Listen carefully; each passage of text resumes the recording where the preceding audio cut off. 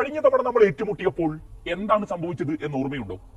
T20 ലോകകപ്പിൽ India England semi പോരാട്ടത്തിന് തൊട്ട് മുമ്പ് ഇംഗ്ലീഷ് ക്രിക്കറ്റ് ടീമിന്റെ ഔദ്യോഗിക ഫേസ്ബുക്ക് പേജിൽ ജോസ് ബട്ട്ലറുടെ ചിത്രം പങ്കുവച്ച് ഇങ്ങനെ ഒരു കുറിപ്പ് പ്രത്യക്ഷപ്പെട്ടു.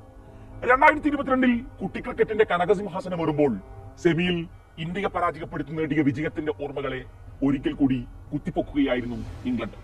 മറ്റൊരർത്ഥത്തിൽ അതൊരു പ്രകോപനം കൂടിയായിരുന്നു.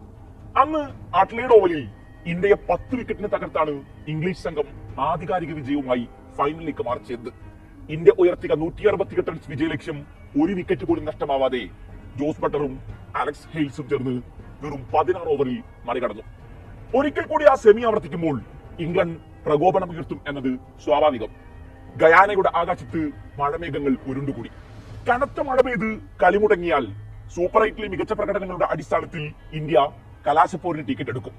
കളി നിയമങ്ങൾ അങ്ങനെയൊക്കെയാണെങ്കിലും മഴ പെയ്യരുത് എന്ന് മനസ്സുരുക്കി പ്രാർത്ഥിച്ചിട്ടുണ്ടാകും ഇന്ത്യൻ താരങ്ങൾ. പഴയ കണക്കുകൾക്ക് മൈതാനത്ത് മറുപടി നൽകി പോകുന്നതിനേക്കാൾ വലിയ ത്രില്ലൊന്നുമില്ലല്ലോ. ഒടുവിൽ ആകാശം തെളിഞ്ഞു. ഗയാനയുടെ മണ്ണ് ആ വിശ്വപോരാട്ടത്തിനൊരുങ്ങി. രോഹിത്തും സംഘവും മുതലും പലിശയും അടക്കം തിരിച്ചു കൊടുത്താണ് കണക്ക് വെട്ടിയത്. ഇക്കുറി വിശ്വവേദിയിൽ ഇന്ത്യൻ സംഘത്തിന്റെ സഞ്ചാരങ്ങളൊക്കെ അങ്ങനെയാണല്ലോ. സൂപ്പർ 8ൽ മിച്ചൽ മാർച്ചിന്റെ കണക്കാണ് തീർത്തതെങ്കിൽ സെമിയിലെത്തിയപ്പോൾ ജോസ് ബട്ട്ലറിന് കൊടുക്കാനുള്ള കടമാണ് തീർത്തത്, അതും 100 പന്തിൽ. കളി കഴിഞ്ഞ് ഡ്രസ്സിംഗ് റൂമിലെത്തിയപ്പോൾ രോഹിത് ശർമ്മയുടെ കണ്ണ് നിറഞ്ഞൊഴുകുന്നുണ്ടായിരുന്നു. അയാൾ മുഖം പൊത്തിക്കരഞ്ഞു. വിരാട് കോഹ്ലി ഇന്ത്യൻ നായകൻ അടുക്കലെത്തി തോളിൽ തട്ടി ആശ്വസിപ്പിച്ചു. രോഹിത് ശർമ്മ എങ്ങനെ കരയാതിരിക്കും? 2022 ഇംഗ്ലീഷ് സംഘത്തിന് മുന്നിൽ നിലതെറ്റി വീഴുമ്പോൾ ഡഗൌട്ടിൽ മുഖം താഴ്ത്തിയിരിക്കുന്ന അയാളെ ഒരു ഇന്ത്യൻ ആരാധകനും മറന്നിട്ടുണ്ടാകില്ല. അന്ന് അയാളുടെ അടുക്കൽ ആശ്വസിപ്പിക്കാനുണ്ടായിരുന്നത് രാഹുൽ ദ്രാവിഡാണ്. 2 വർഷത്തിനിടെ തുടർച്ചയായി 2 കലാശപ്പോരുകൾ. വിശ്വകിരീടമില്ലാത്ത ഒരു പതിറ്റാണ്ട് കാലം പൂർത്തിയാക്കിയ ഇന്ത്യൻ ക്രിക്കറ്റിന്റെ ഫൈനൽ ശാപം ഇക്കുറിയെങ്കിലും അവസാനിക്കുമെന്ന പ്രതീക്ഷയിലാണിപ്പോൾ ആരാധകർ. വെടിക്കെട്ട് ബാറ്റർമാരെ കൊണ്ട് നിറഞ്ഞ ഇംഗ്ലീഷ് നിരക്ക് 171 ഒരു ബാലികേറമായൊന്നുമായിരുന്നില്ല. അർഷദീപിനെ 3ാം ഓവറിൽ തുടരെ ബൗണ്ടറി കടത്തി ജോസ് ബട്ട്ലർ ഒരു വലിയ സൂചന നൽകി.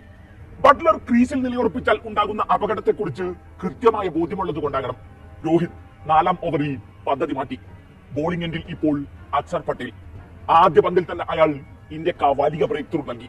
അക്സറിനെ തുടക്കത്തിൽ തന്നെ ബൗണ്ടറി കടത്താനുള്ള ബട്ട്ലറുടെ വിഫല ശ്രമം അവസാനിച്ചത് പന്തിന്റെ കയ്യിലാണ്. അവിടെ നിന്ന് ആരംഭിച്ചു ഇംഗ്ലണ്ടിന്റെ പതനം. അടുത്ത ഓവറിൽ ഫിലിപ്പ് സാൾട്ടിന്റെ കുറ്റി തെറിപ്പിച്ച് ബുംറ ഒരു കൊടുങ്കാറ്റിന് തുടക്കമിട്ടു. 6ാം ഓവറിലെ ആദ്യ പന്തിൽ വീണ്ടും അക്സർ മാജിക്. ഇക്കുറി വീണത് ജോണി ബെയർസ്റ്റോ എന്ന വൻമരം. അക്സറിന്റെ കറങ്ങിത്തിരിഞ്ഞ പന്ത് ബെയർസ്റ്റോയുടെ വെയിലിറക്കി. 7ാം ഓവറിൽ കുൽദീപിന്റെ രംഗപ്രവേശം. 8ാം ഓവറിൽ വീണ്ടും അക്സറിന്റെ ഫസ്റ്റ് ബോൾ ബ്രില്യൻസ്. ഇക്കുറി മൊയിൻ അലിയെ പന്ത് പിഴവുകളേതുമില്ലാതെ വീഴ്ത്തി. പിന്നീട് കുൽദീപിന്റെ ഊടമായിരുന്നു. ഹാരി ബ്രൂക്കിന്റെ കുറ്റി തെറിപ്പിച്ച കുൽദീപ് സാം കർണയും ക്രിസ് ജോർദാനെയും പവനിയിലെത്തിച്ചു. പിന്നെ മൈതാനത്ത് ചില ചടങ്ങുകൾ മാത്രമേ അവശേഷിപ്പുണ്ടായിരുന്നുള്ളൂ. ബുംറയും ഫീൽഡർമാരും ചേർന്ന് 17 ഓവറിനുള്ളിൽ അത് പൂർത്തിയാക്കി.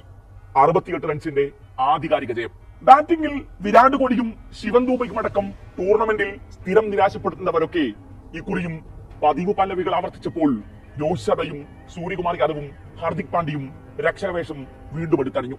കോഹ്ലിയും പന്തും പുറത്തായ ശേഷം ക്രീസിൽ ഒന്നിച്ച രോഹിത് സൂര്യ ജോഡി ഓസീസിനോട് നിർത്തിയിടത്തു നിന്ന് തുടങ്ങുകയായിരുന്നു. ടീമിനെ 3 അക്കം കടത്തിയ ശേഷമാണ് ഈ കൂട്ടുകെട്ട് വേർപിരിഞ്ഞത്. 39 പന്തിൽ 57 റൺസ് എടുത്ത രോഹിത് ഒരിക്കൽ കൂടി നിർണായക മത്സരത്തിൽ ഇന്ത്യയുടെ വിജയ ബാറ്റൺ കയ്യിലെത്തി. അർദ്ധ സെഞ്ചുറിക്ക് 3 റൺസ് അകലെയാണ് സൂര്യ വീണത്. ഇന്ത്യയെ സുരക്ഷിത സ്ഥാനത്തെത്തിച്ച ശേഷമായിരുന്നു അയാളുടെ മടക്കം. പിന്നെ എപ്പോഴത്തെയും പോലെ അവസാന ഓവറുകളിൽ ഹാർദിക്കിന്റെ നിറഞ്ഞാട്ടം. 2 സിക്സും 1 ഫോറും അടക്കം സ്കോർ ബോർഡിൽ 23 റൺസ് ചേർത്തു ഹാർദിക്. അങ്ങനെ ഒരുപാട് പേർ രക്ഷകവേഷം കെട്ടിയാടിയ പോരാട്ടത്തിൽ അജയ്യമായി ഇന്ത്യ വീണ്ടും ഒരു കലാശപ്പോരിന്. ഇനി ആ കിരീടത്തിലേക്ക് ഒരൊറ്റ ജയത്തിന്റെ ദൂരം മാത്രം. മുമ്പിൽ ആദ്യമായി കലാശപ്പോരിനെത്തുന്ന പ്രോട്ടീസ്. ഇക്കുറി തോൽക്കാൻ മനസ്സില്ലാത്ത മാർക്കമിന്റെ സംഘത്തെ മറികടക്കണം രോഹിത്തിന്. അങ്ങനെ ഒരു ചരിത്ര വിജയം ഇന്ത്യയുടെ ഒരു പതിറ്റാണ്ട് നീണ്ട കിരീട വരൾച്ചയ്ക്ക് ഫുൾ സ്റ്റോപ്പ് ഇടും.